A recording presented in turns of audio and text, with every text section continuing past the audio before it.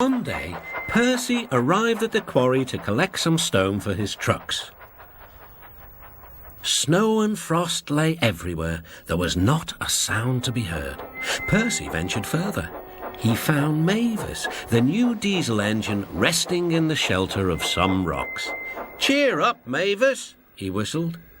Mavis was still remembering the trouble she'd had with trucks. "Manager says I don't listen to advice. He says I've no business jauntering down Toby's line. Toby's a fusspot." "Toby has forgotten more about trucks than you will ever know," replied Percy. "You must put the trucks where he wants them. Then you'll be a really useful engine. Now, if you'll excuse me, I have to take these stones to the harbour." Mavis liked Percy, but she still wouldn't listen to his advice. "Why shouldn't I go on Toby's line?" The siding arrangements were awkward. To put the trucks where Toby wanted them, Mavis had to make several journeys.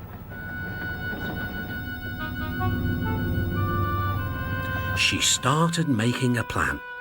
"If we use the teeniest bit of Toby's line, we would save all this bother." Her driver, suspecting nothing, allowed them to go as far as the first level crossing. A few days later, the weather changed. As the snow melted, the quarry grew busy again. Some trains were so long that Mavis had to go beyond the level crossing. Now for her plan. She would go further down the line without it seeming her fault. "Can you keep a secret?" she asked the trucks. Yes, they chattered. "Will you bump me at the level crossing and tell no one I asked you?" The trucks promised. But whilst Mavis was away, Toby arrived. He decided to shunt the trucks himself. The trucks decided to bump him anyway. They reached the level crossing and Toby's brakes came on. This was the signal for the trucks. On, they yelled. Toby was away with the trucks screaming and yelling behind him. No one realised that melted snow had turned a stream into a torrent and the bridge above it was about to collapse. The rails were now like a tightrope across the thundering water.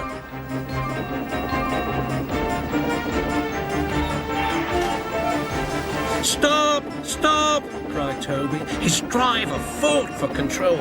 They came nearer and nearer to the bridge. The driver braked hard.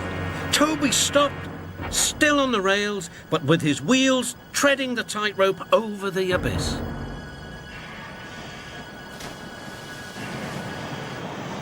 Mavis was horrified and quickly came to the rescue. Workmen anchored Toby with chains whilst she pulled the trucks away. Then she helped Toby to safety.